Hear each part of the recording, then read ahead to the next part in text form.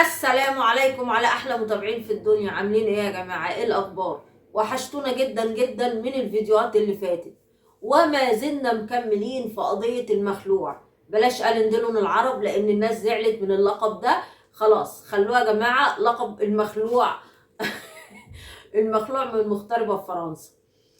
النهارده بصراحه الملكه ابهرتنا والله يا ولاد. سمعنا يعني بصوا شهاده ما بعدها شهاده. خلاص مين يعرف الولد قد اللي خلفته من بطنها؟ قولولي مين يعرف الولد قد امه، قد شهاده امه؟ سمعتوا الناس اللي كانت مغيبه ومش فاهمه دنيا النصاب العالمي ده على ايه؟ اظن النهارده كلنا بودننا سمعنا والدته كانت بتقول ايه من اول كده. الشهاده اللي احنا سمعناها في الفيديو اللوز ده، والله العظيم فيديو بصوا عنب كده عنب. ما علينا يا جماعه. والدته شهدت شهاده مهمه جدا جدا جدا في حقه. قالت لكم ايه؟ قالت لكم انه طول عمره مكسل، طول عمره لازق في الكنبه. يا سبحانك يا رب، والله يا حاجه احنا كنا عارفين من غير ما تقولي. المهم يا جماعه، قالت لكم انه انسان فاشل، لا نجح في تعليم ولا نجح في شغل ولا نجح في حاجه خالص في حياته. اللهم صل على النبي. دي شهاده امك فيك ان انت انسان فاشل بدرجه امتياز. يعني المفروض والله تاخد دكتوراه في الفشل. متخيل؟ الحاجه بتقول عنك ايه؟ والله العظيم يا حاجه يعني شابوه بجد والله. قالت ايه؟ قالت ان هو طول عمره كده وقالت اللفظ اللي انتوا عارفينه اللي مدام انا يا عيني بتسالها بعفويه لا يعني ايه اللفظ دوت. يعني كملت لها قالت لها يعني قاعد مفخد. اصحابه اللي طلع دكتور واللي طلع مهندس واللي طلع ظابط واللي طلع مش عارف ايه، وهو طلع عن ايه؟ طلع انتوا عارفين شغلته الاساسيه ايه؟ وهي النصب العالميه طبعا. طيب يا حاجه، يعني ابنك فاشل في التعليم، اوكي فهمناها. طب وبعدين؟ قالت لكم ما ينفعش في شغلانه وما بيشتغلش اصلا. يعني حتى اللي سافروا وعملوا مش عارفه وسافروا بعدين بنوا وعملوا بلاوي سودا، وهو يا مولاي كما خلقتني لا قبل السفر ولا بعد السفر، حياته بسم الله ما شاء الله فشل في فشل. ده باعتراف الحاجه. طيب نيجي بقى لنقطه تانيه، وكانت بالنسبه لي بقى مفاجاه، والله العظيم مفاجاه اما سمعتها. يا وطني يا اللي زعلان على بلدك ومحروق لانك وطني وضحيت بفرنسا بلا فرنسا بلا بتاع، مصر بالدنيا. طبعا مصر بالدنيا بس مش لامثالك، لابنائها الشرفاء اللي عايزين يشتغلوا وبيحافظوا عليها وبيدوا البلد حقها. شهادة والدتك قالت ايه؟ قالت ان هو راح للكشف الطبي يا جماعة، وراح كشف لهم رجله كده، قال لهم رجلي معوجة، بصوا عندي كساحة وعندي شلل اطفال، اصل انا رجلي معوجة ما ينفعش ادي الخدمة العسكرية. الخدمة العسكرية اللي هي واجب وطني على كل مصري شريف، اللي هي وسام شرف كده. يقولوا ايه؟ الجيش مصنع الرجال، الجيش مصنع الرجال. فانت للاسف لا يعني رجال ربوك وطلعت تربيه رجال، ولا حتى الجيش دخلته بشهاده والدتك ان انت رجلك ولا كانت معوجه ولا كانت فيها حاجه. انت رحت اتصلبطت في الكشف الطبي وقلت لهم ان انا رجلي معوجه يا جماعه وما ينفعش. حاجه فيها صحيان بدري، حاجه فيها رجوله وفيها مسؤوليه. امال فين الواجب الوطني يا جدع؟ يا جدع ده انا كانت الدمعه هتفر من عيني وانت بتتكلم قد ايه اهم حاجه تراب الوطن. مش مهم فرنسا، مش مهم العيشه في فرنسا، مش مهم الدولارات ولا اليوروهات اللي هناك، ابسلوتلي ده انا اقعد هنا جنب الترعه بس اشم تراب وطني. فين الوطنيه يا عم الحاج؟ فين الوطنيه؟ يعني اما ابسط حقوق بلدك عليك اللي علمتك وربتك وشربت من ميتها واستنشقت هواها وقوياك انت وعيلتك، رفضت تدفع الواجب الوطني لبلدك عليك. طلعت قلت لهم لا ده انا رجلي معوجه. بصوا والدتك قالت بيستعبط عليهم ولا كانت معوجه ولا كان في حاجه وعشان ما يخشش. والله العظيم شابوه على الوطنيه والبلديه اللي انت فيها. هتقول لنا ما انت رحت هجيت 6 سنين وهي اللي نزلتك عشان تشوف ولادك، انت كنت هتنزل مصر تاني؟ يبقى قابلني. المهم يا جماعه، طيب بعد الشهادتين دول، شوف انا بعد لكم اهي كام شهاده للحاجه. اظن ده لو الفيديو ده صوت من غير صوره كانوا طلعوا قالوا ايه ده كذب، ده واحده بتمثل دور الحاجه وهي جايباها ممثله تبعها. سبحانك يا رب، سبحان الحاجه صوت وصوره بتشهد عليك. اوكي، اول شهاده انه عاطل وفاشل ولا ليه في شغل ولا ليه في تعليم ولا نفع في اي حاجه في حياته. تاني شهاده ايه؟ انه ما اداش واجب وطنه عليه اللي بيدعي الوطنيه. تالت شهاده بقى وكانت بالنسبه لي بصراحه يعني مفاجاه. قالت ايه؟ قالت لها انا مبسوطه وسعيده ان انت اتجوزتي ابني عشان انت مأكلاه ومشرباه ومهنياه ومعيشاه عيشه حلوه. والله يا حاجه الرجوله تبكي في الزاويه هناك، مأكلاه ومشرباه، فكده الجوازه بالنسبه لك حلوه؟ الله اكبر، الله اكبر على الاخلاق والتربيه ومبادئ الفلاحين اللي بتربوا عيالكم عليها. انا اول مره اسمع، اقسم بالله اول مره اسمع حد من الفلاحين يقول كده. ده بيستعروا هناك لو الراجل اخد جنيه من مراته، لكن ده مراته اللي بتصرف عليه. دلوقتي بتقولي مأكلاه ومشرباه ومهنياه ومعيشاه؟ قلتم على وشي ولا اجيب لطامه يا ولاد؟ اديكوا شفتوا وسمعتوا بودانكوا اللي كان بيقول ده انا لا خدت منها حاجه ولا عملت لي حاجه، وكانت 4 سنين ضاعوا من عمري بشهاده امك ان انت كنت واكل شارب نايم من غير شغله ولا بشغله ومتهنن. ودي كانت تالت شهاده معانا من الحاجه. والله شابوه يا حاجه ما قصرتي. الحاجه الرابعه بقى واللي ابهرتني بصراحه، الولد طالع لابوه. يعني انا متنبئه لمستقبل ابنك من دلوقتي. الله اكبر، ما انت زي الحاج والدك الله يرحمه. والدتك قالت ايه؟ قالت انه جه قال لي انا هتجوز عليكي. ايوه بقى، انا قلت بقى هي هتقول اسباب انه هيتجوز عليها، مثلا لا قدر الله مريضه ربنا يديها الصحه، لا قدر الله يعني ما بتخلفش بس مخلفاكوا وقرطه بسم الله ما شاء الله. طب هيتجوز عليها ليه؟ ده انا قلت في سبب بقى قوي كده. اما طرطق وداني كده واسمع لقيتها بتقول عشان هو قال لها في عروسه هانم متريشه وغنيه ومعاها فلوس قد كده اهو فهتجوزها وقلبها. قالت له وماله يا اخويا معاها فلوس وماله؟ قال لها روحي اعملي لها عيش ووديهولها عشان هي طالبه منك العيش. قالت له بس كده؟ من عينيا الاتنين عيش بس. دي راحت عملت عيش وفطير ورز انتوا حكايه الرز المعمر معايا بجد والله. اصل يعني زيارات الفلاحين يا جماعه ما بتكونش عيش وفطير ورز معمر بس، لا ده بيكون في حمام وبط ووز، يعني ناس الكرمه. ما علينا من النقطه دي مش مشكله.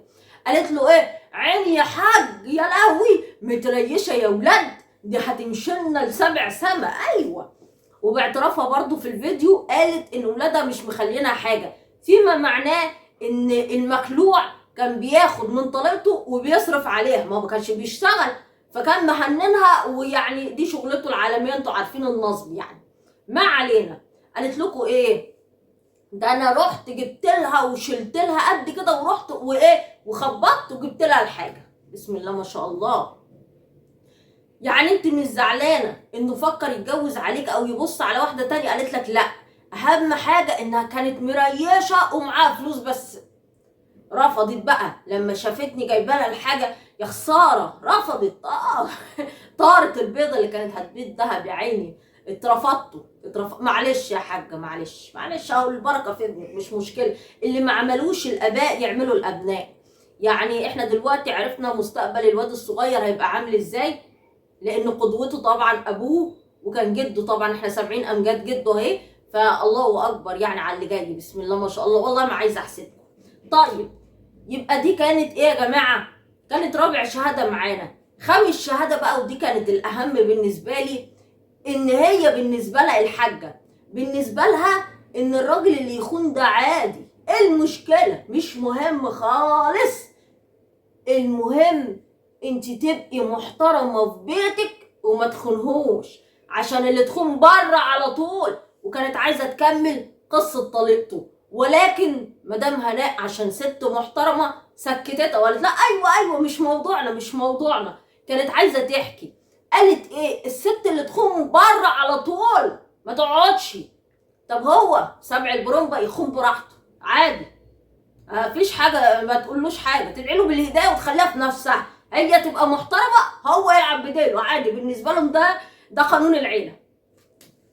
حسبي الله ونعم الوكيل، والله العظيم حسبي الله ونعم الوكيل. ما قادره اقول لك اكتر من كده، لان للاسف احنا ما كناش نعرف ان دي التربيه اللي انت مربياها له. والله العظيم انا لما سمعت الكلام انا ذهلت. وايه بقى؟ كملت بقى تجويد من عندها، كانت 5 شهاده تقريبا في الموضوع ده. قالت لكم ايه؟ الراجل عندنا يقعد باشا ومراته تخدمه واخته تخدمه وامه تخدمه، الستات كلها اللي تتعود بره تيجي غيرها على طول عادي مش مشكله. فيعني مدام انا بتناقشها تقول لها ايوه يعني ده مش عدل. انت بتناقشي ايه؟ بتناقشي ايه؟ بتقول لك هو كده. بتقول لها لا ده مش عدل، يعني انا حاسه ان انتوا بتفضلوا الولد عن البنت، ده مش عدل. قالت لها ليه؟ هو مش خرج يشتغل عشان يشقى عليها وعلى ولادها؟ فعادي ان هي تخدمه. الله، طب ما تقولي الكلام ده لنفسك يا حاج. طب ما هو الكلام ده لو بيخرج وبيشقى وبيشتغل، امال انت بسم الله ما شاء الله ابنك بتقولي ان هي مأكلاه ومشرباه ومهنناه. طب ما كان المفروض برضه ان هو يخرج يشتغل هي تخدمه لما يرجع من الشغل. لكن انت ابنك قاعد مفخت، ما كانش لا بيشتغل ولا بيعمل. وباعترافاتكم يعني اللهم لك الحمد وشهد شاهد من اهلها. نيجي بقى للفيديو التاني اللي مدام هناء عملته وقالت وشهد شاهد من اهلها برضه. عملت فيديو بتقول ايه بقى؟ بصوا بقى، يعني والله العظيم الست دي غلبانه وبتصعب عليا اقسم بالله. طالعه تعتذر للناس عن المشاكل اللي هم سامعينها، وكان نفسها قناتها تبقى بعيده عن المشاكل. هو انت يا امي اللي جريت ورا المشاكل؟ هو انت يا حبيبتي اللي بتنكشي في المشاكل؟ بتعتذري عن ايه؟ ما انت في حالك. مين اللي بيطلع ينكش؟ مين اللي بيطلع ينكش؟ وان ما طلعوش ينكشوا على الشاشه بينكشوا من تحت لتحت على ارض الواقع، وانا اشهد بالكلام ده. يبقى مين اللي بينكش؟ انت ساكته وفي حالك. هو اللي كل شويه فيديوهات ولايفات تلقيح وحاجه قطران ما ينفعش انها تطلع من الراجل اصلا، من الاخر. فطلعت بتعتذري على ايه؟ طلعت بتعتذر على ايه؟ هو صنع المحتوى دون يعني حاجه بلاستيك؟ حاجه بلاستيك المفروض يعني يتداس عليه ويعني يتشنق ويتدبع ويتعمل وما ينطقش، ما يقولش حتى؟ ازاي يعني؟ بأنهي منطق يعني؟ ايه بلاستيك؟ انت لا جريتي ورا مشاكل ولا بتسعي في مشاكل، انت في حالك ومع ذلك بتشوف القرف. هو زعلان ان انت ايه بتكلمينا مثلا او بتشكري في ام فياض او في اي قناه من القنوات؟ اما انت الشراشيح كلهم عندك ومرحب بيهم ويعني على راسك من فوق، اشمعنى يعني؟ اشمعنى؟ سبحانك يا رب. المهم كملت كلامها مدام هناء وبتقول ان المقاطع دي ما هياش حديثه ولا حاجه، وان المقاطع دي حاجات وفيديوهات كانت موجوده اصلا على قناتها. يعني ده اللعمه شايفه مدام هناء، يعني ده اللي بيقول عكس كده يبقى كذاب. يعني باين جدا طبعا ان كل شويه الاسدال بتاعك بيتغير، وان حتى لبس الحاجه بيتغير، وان يعني الدنيا بتتغير. اكيد ده مش فيديو كامل على بعضيه ولا مقطع هم مش واخدين بالهم انه بيتصور، لا هي كانت بتتكلم وبتنصح الستات معاكي، بتقول لهم جوازاتكم يخونوكوا عادي، لكن انتوا تمشوا محترمين الف كده، فاهمين؟ الراجل ما يخرجش ولا يشتغل ولا يعمل، يقعد مفخد ومراته تجيب له الميه تحت رجليه عادي جدا برضه. فانت يا عيني بتقولي ايه؟ بتقولي ان المقاطع دي يا جماعه ما هياش جديده وانا مصوراها بعلمهم. طب ما احنا سامعين ردها عليكي وسامعين رد اخواته من ورا الكاميرا عليكي، ده حاجه يعني واضحه للعمه، واللي هيقول عكس كده يبقى كذاب برضه. المهم مدام هناء بتقول ايه بقى؟ لسه يا عيني بتدافع ولسه بتقول لكم امه يعني ست غلبانه وست طيبه ويعني قالت اللي في قلبها. عايزه اقول لك ان انت اللي غلبانه وطيبه، انت اللي غلبانه وطيبه، لان الام الغلبانه والطيبه هي اللي تقول لابنها اتقي الله في بنات الناس، هي اللي تقول لابنها لو انت خنتها عندي بنتي اختك ممكن برضو جوزها يخونها، اللي ما ترضاهوش على بنات الناس ما ترضاهوش على مرات ابنها. دي الست الطيبه الغلبانه اللي انت بتقولي عليها، اللي لما تشوف ابنها قاعد بيردح زي الستات كده على الكنبه تديله قلمين على خلقته وتقول له عد احنا فلاحين. بتفضح واحده كانت على اسمك في يوم من الايام ما كانتش فضحت طليقته الاولانيه.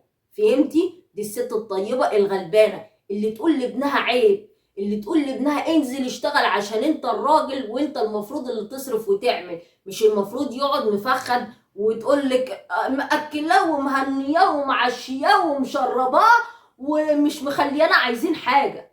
دي الام الطيبه الغلبانه، لكن ما فيش حد لا طيب ولا غلبان غيرك انت، من الاخر كده، وبقولها لك على بلاطه قصاد الناس كلها. تمام؟ دي الام اللي انا اعرفها، الام اللي هي بتربي. لكن اللي بيحصل ده قله ادب، ده قله ادب. بتقولي انا حبيت اوريلكم ان في ناس لسه محتفظه بعاداتها وتقاليدها ويعني عايشين في العصر الحجري، ده كان هدفي من الفيديو ومش عارف ايه. عصر حجري مين وعادات وتقاليد مين؟ عادات وتقاليد مين؟ دول عكس عادات وتقاليد الفلاحين كلهم والمصريين عموما. فين العادات والتقاليد اللي هم محتفظين بيها؟ مين قال ان عاداتنا وتقاليدنا كمصريين او كفلاحين بقى اصله بتقول ان الراجل يخون الست عادي جدا وهي تتقبل ده وتعيش زي الجزمه؟ مين اللي قال الكلام ده؟ مين اللي قال ان عاداتنا وتقاليدنا كمصريين او كفلاحين اصله برضو بتقول ان الراجل اللي يقعد بفخد والست اللي تشتغل وتصرف عليه؟ مين اللي قال الكلام دوت؟ عادات وتقاليد ايه اللي انت بتقولي انه هي لسه محتفظه بيها؟ فين العادات والتقاليد في كده؟ فين؟ ده دول هم اللي عكس العادات والتقاليد. فيعني انا مش والله العظيم انا استغربت منك اقسم بالله. يعني بتقولي كلام انا شخصيا ساعات دمي بيتحرق، ساعات دمي بيتحرق، لان الكلام واضح ومفسر نفسه، مش محتاج تجميل، مش محتاج تجميل. الشهادات كلها كانت في حق اهو. كملت كلامك وقلت في الفيديو ده، قلت ان انت سامحتيه عن خيانته وانه كان بيترعش ومرعوب. قلت له انت راجل ما يعيبكش حاجه. مين اللي قال ان خيانه الراجل ما تعبوش؟ مين اللي قال ان الراجل الخاين او الزاني ما يتعيبش زيه زي الست؟ مين اللي قال كده؟ هل قصاد ربنا سبحانه وتعالى يعني فرق ما بينهم في العقاب؟ فرق ما بين الراجل والست في الموضوع ده؟ لا، الاتنين قصاد ربنا نفس الذنب. فمين اللي قال الكلام اللي انت بتقولي ده؟ بتقولي راجل ونزوة. كنت هتقولي راجل ونزوة. انت طيبة قوي، انت ازاي كده؟ ازاي كده؟ ازاي انت كده؟ قعدت تقولي له ده نزوة، ده مش عارف ايه، تعالى اوديك عند دكتور نفساني، تعالى اشوف ايه اللي حصل لك، تعالى مش عارف ايه وكملت كلامك وافتكرت موضوع السحر اللي قاله وقلتي لا ده غير كلامه، ده مش عارف ايه. يا ست الكل بقولك ده كان عايز يسجنك على ارض الواقع. انت مركزه؟ انت مركزه يعني؟ اللي انت دفتيه دون وصرفت عليه دم قلبك كان بيدور ازاي يسجنك. فيعني بتتكلمي في ايه؟ انا يعني مش مستوعبه بصراحه، انا مش مستوعبه. يعني والله العظيم اخلاق ملايكه، والله العظيم انا عمري ما شفت الاخلاق دي في حياتي اقسم بالله. سامحته ووريت له رسائل تهديد من القرعه ووريت له مش عارف ايه وكان عندها استعداد تغفر، وطلع بيقول ان انت اتكلمت عن طليق. حتى انت رديتي عليه في الحته دي في الفيديو، قلت له كنت بفتكرك بني ادم بشتكي لك، فبتقول لي اتطلقتي ليه؟ فبحكي لك سبب طلاقي. يعني بالمنطق كده، طب ما هو واحده قصاد واحده. يعني هل معقوله هي ما سالتكش عن سبب طلاقك؟ اكيد سالتك، واكيد قلت لها نفس الكلام اللي انت قلته عن طليقتك في البلد واللي البلد كلها واهلها عارفينه. عشان انت راجل لا تؤتمن، مش هي اللي لا تؤتمن، انت اللي لا تؤتمن.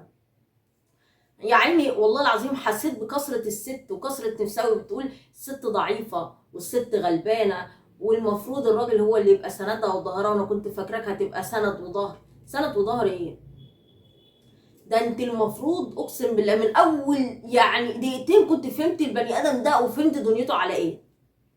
كنت فهمتيه وفهمت دنيته على ايه، وبالذات بعد كلام الحاجة يعني كنت المفروض تاخدي بديلك في اسنانك وتطلعي تجري.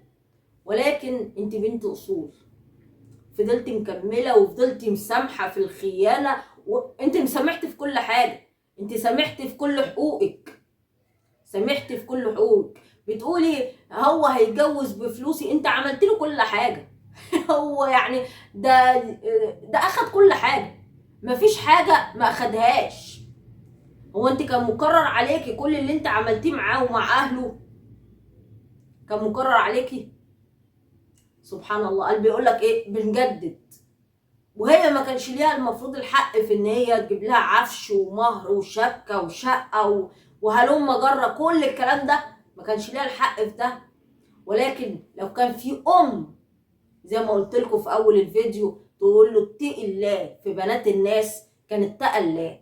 لكن هما ما عندهمش الكلام ده، وما عندهمش حتى ان هما يوقفوه عن الطريق اللي هو ماشي فيه، لا سايبينه، سايبينه. حتى يعني اللي مرمطوا بيهم البلاط عشان بيبعتوا لهم كام دولار على اللايف بقت جزامهم فوق راسهم. هما كده، اللي يدفع يبقى زي الفل معانا، اللي ما يدفعش ده لا حول ولا قوة الا بالله، لا حول ولا قوة الا بالله. ولسه عايز تكمل تشهير بيها وعايز تكمل فيديوهات عليها وتقول لها دي الايام اللي جايه سواد سواد، ده انا هقول كل حاجه، ده انا هعمل. والست تقول ايه، انا مش هحكي حاجه ومش هقول، ناس في عيلته ممكن يتضروا. ما يتضروا، ما يتضروا. الناس اللي في عيلته اللي انت خايفه عليهم ما يتضروا. الناس اللي في عيلته كانوا المفروض هم اللي يقولوا له عيب، احترم نفسك. عيب تتكلم على واحده كانت على ذمتك، عيب تدافع عن قرعه واحده ما هياش على ذمتك، وتيجي للي كانت على ذمتك النظيفه المحترمه الطاهره اللي كانت ليك لوحدك، تشيل من على راسها الحجاب كده وتقول لهم اصل هي قرعه، هي اللي كانت المفروض تروح للكوافير. بص على نفسك يا بت، ده انا لو مش صورت لك بصباعي كده تيجي تجري. ده الناس المحترمه اللي المفروض اللي احنا نعرفهم بقى، الناس اللي هي فعلا الفلاحين، عشان احنا كلنا اصلنا يا فلاحين يا صعايده، فدول اهالينا بقى اللي احنا نعرفهم، اللي بيقولوا عيب. دول اللي بيقولوا عيب، مش اللي تشجع ابنها وتقول له اقعد يا حبيبي، لقيت واحده يا واد هتصرف حلو قوي زي الفل، هتهنى، دي حبيبتي، دي حبيبتي، ده انا مبسوطه ومتهنيه وسعيده وربنا كرمه ان هو اخدك. دول عكس الفلاحين تماما، دول حاجه تانية خالص، طينه مش بتاعتنا الحمد لله، لا الفلاحين كده ولا المصريين كده، فالحمد لله دول حاجه تانية بقى، الله اعلم دول ايه. واظن احنا شفنا وطنيته بسم الله ما شاء الله لما قال لهم رجلي معوجه. لا وما دام انا لسه مكمله يا عيني الفيديو، والله العظيم انت تصعبي عليا اقسم بالله. بتقول له ايه بقى؟ ابو ياسمين وفيروز هو اللي هيروح ينقل اخبار بناته وصورهم من على الانستا ويديهم للشراشيح؟ هو مش بيرد عليكي في النقط دي لان هو عارف هو عمل ايه، هو عارف هو والقرعه عاملين ايه. بيقول ان هو هيكلمها، لا انت بتتكلمها وبتتواصل معاها، هو انت لسه يعني انت المفروض تذيعي، زيعي اللي عندك كله، لان بصراحه هم يستاهلوا الفضيحه. لان ربنا لما بيشيل ستره من على بني ادم بيخليه فرجه للعالم كله، وبصراحه هم يستاهلوها، يستاهلوها وعن جداره. وده اللي احنا قعدنا نرغي فيه يجي سنتين لغايه دلوقتي.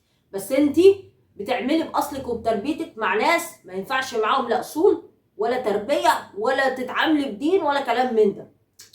النوعيه دي لازم توريها للناس كلها، شيل الغطا كده وتوري الناس دول ايه. بتقولي ان هو نقل كلام كنت انت قايله انت وهو في الفندق. قال طبعا للقرعه، والقرعه شغاله من تحت لتحت للشرشوحه والبقيه الشراشيح. يبقى مين اللي لا يؤتمن؟ يا فلاح يا اصيل. عكسها بقى، لا انت الفلاح ولا انت اصيل، انت مالكش علاقه بالفلاحين اصلا، يعني الفلاحين مستعارين منك، سبحانك يا رب. يبقى مين اللي كان بينقل برضه؟ سبحانك يا رب. طب الخيانه كانت ايه دنيتها؟ كانت ايه ظروفها؟ حتى القروض والفلوس اللي انت شفطتها منها وانكرتها، طب هي راحت البنك وجابت الورق، هتطلع تقول للناس ايه؟ هتوري وشك ازاي للناس؟ ازاي؟ يا اللي طالع بتكذب وتقول جبت لها تليفون وما خدتش قروض وما خدتش حاجه، مش انا تخدمونا برضه. اذا كانت دي تربيه الحاجه فيك فاحنا مش مستغربين. احنا لما فهمنا تربيه الحاجه وفهمنا والدك كان بيعمل ايه وفهمنا دنيتكم باعتراف الحاجه ومش باعتراف حد تاني، عشان احنا لو كنا طلعنا حكينا الكلام ده كان هيتقال كذابين، لكن اللهم لك الحمد الحاجه اهي، يعني ربنا يديها الصحه وتفتحكم كمان وكمان، لان بصراحه انتوا تستاهلوا حقيقي يعني. فالمهم مدام هناء اهي طلعت الورق وهتطلعه بالتواريخ وبالمستندات. ايه دنيتك بجد والله؟ يعني هتطلع ببجاحه برضو للناس تقول لهم عادي عادي كانت بتصرف عادي برضو، ايه المشكله؟ ما انت قلتها عادي عادي مش مهم. قالت لك ده انت قاعد اكل شارب نايم في بيتي 4 سنين، لا ميه ولا كهرباء ولا غاز ولا اي حاجه، وعربيه تحت رجليك وفيلا عايش فيها ومبرطع، وكروت القناه كانت معاك والفيزا بتاعتها الشخصيه وكل حاجه، وبعد ده كله كنت عايز تهكر لها القناه كمان؟ ده انت جبار من الجبابره، اقسم بالله ده انت جبار من الجبابره. يعني عشت في العيشه دي كلها وصرفت عليك وعلى اهلك كل الفلوس دي وشفطتها وسرقتها وطلعت تجري، وكمان كنت عايز تهكر لها القناه؟ يا نهار اسود ومنيل، انت جبت الجبروت ده ازاي؟ لا وخنتها كمان، لا وما اكتفتش، طلع شهر بيها عشان اخد من على قفاها مشاهدات كمان. انت ملتك ايه؟ ده انت بجح. والله العظيم انا لما بسمع سيرتك دلوقتي بقت نفسي تغم عليا، بقيت ايه القرف ده اللي انت فيه؟ ايه ده؟ ايه ده؟ ايه اللي انا بسمعه ده؟ ده انت مفيش حاجه الا لما عملتها في الست دي، حتى اسرارها رحت تحكيها. طب ياسمين ضرتك في ايه؟ اللي كانت بتكتب لك الجوابات ضرتك في ايه؟ تروح تقول جنسيه عريسها وتقول تاريخ الفرح وتقول في ايه؟ هو انت في ايه ما عملتوش مع الست دي؟ وطلع راسم كهن ومسكين وغلبان وتقول لهم اصل احنا اولاد اصول، اصل احنا مش محتاجين، اصل احنا ما بنغلطش، اصل. لا انا ما شفتش بجد، اقسم بالله ما شفت جبروت كده. انا لما بسمع الست دي والله العظيم انا بتأهل لها سلف. شوفوا انا مقهوره عشانها سلف، متخيلين؟ يعني هتقولوا لي يا رباب انت ليه بتتكلمي بالحديه والعصبيه دي؟ احنا مش متعودين عليكي كده. اقسم بالله يا جماعه انا لما بسمع الست دي دم بيفور، بلاقي عروق ايديا كده نفرت من الضيقه، ومن الزعل. انا ما اتنصبش عليها في فلوس، انا ما اتخنتش، انا ماليش علاقه بقصتها دي كلها، ولكن انا لما بسمعها ست زيي اتعمل فيها كل القهر ده، يا نهار بتجنن، والله العظيم بتجنن. وكل ده وهي مسامحه في حقها وساكته وساتره عليهم، وتقول حرام ما الغلوش الكارت، حرام استنى يمكن يروح يشتغل على اولاده، مع انه ما اشتغل. ده يشتغل فين؟ تكبير ويقعد على الكنبه ما يقومش قامت قيامتهم. يعني بعد ده كله وكنت لسه بتراجعي نفسك؟ لا والسبيل الله والوجه الله واستر عليه واستر على عيلته واعمل واسوي في ايه؟ بجد والله انت ايه؟ انت جبل. لا وعندها طولة بال وصبر، عرفت انه بيخونها وتقول عادي مش مشكله، اهي نزوه. ازاي يعني؟ ازاي يعني؟ ناهيك عن كل الكلام ده، طب اسرارك واسرار بناتك والكلام ده ايه؟ ايه طيب؟ ده حتى طليق الاولاني ما سلمش من التبلي عليه اهو، بيقول لك حكيتي لي عنه وعملتي وسويتي، رغم ان هو اللي حكى عن طليقته. يعني بيقلب كمان بيعكس الموضوع. يا سبحانك يا رب. وبيرحب بالشراشيح وباعدائك. والله العظيم انا مش ما لقيت له حاجه هو ما عملها، اقسم بالله والله العظيم ما لقيت له حاجه هو ما عملهاش.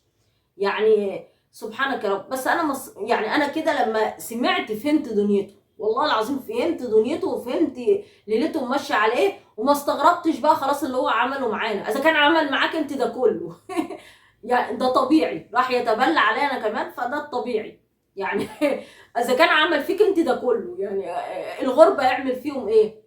ربنا نجاكي منه، ربنا نجاكي منه، وربنا بيحبك لان انت ماشيه بفطرتك وبقلبك الطيب. ربنا يبارك لك في حياتك، واللي انا متاكده انها هتفضل احسن واحسن واحسن، وهنشوف عجائب قدرته في المخلوع وفي اهله باذن الله ان شاء الله. زي ما الحاجه كده كانت راضيه ان ابنها يخون ويعمل ويسوي وعادي مش مشكله، عندها بنات وبرضه هيبقى عادي مش مشكله برضه. ما هي يعني بنت الناس يعني مش اقل من بناتها، كل واحد عند ربنا سبحانه وتعالى. فان شاء الله هنشوف عدل ربنا باذن الله يا جماعه ان شاء الله. متقلقوش على الست دي، الست دي ايمانها بربنا قوي جدا، ولا يمكن هيحصل لها حاجه ولا هتتجنن زي ما هو كان بيقول لها ان هي مجنونه وبتاخد حبوب ومش عارف ايه. الست دي فعلا لو بتاخد مهدئات فباللي انت عملته فيها. احنا لما سمعنا كمان ان انت حاولت تضربها وتلوي دراعها، فهمنا دنيتكم ماشيه على ايه. ربنا انقذك وربنا بيحبك، ودايما المؤمن متصاب في ابتلاءات. ربنا يبارك لك في بناتك ويفرحك بيهم، احسن ناس في الدنيا. اشوفكم على خير يا جماعه في فيديوهات جايه. السلام عليكم ورحمه الله.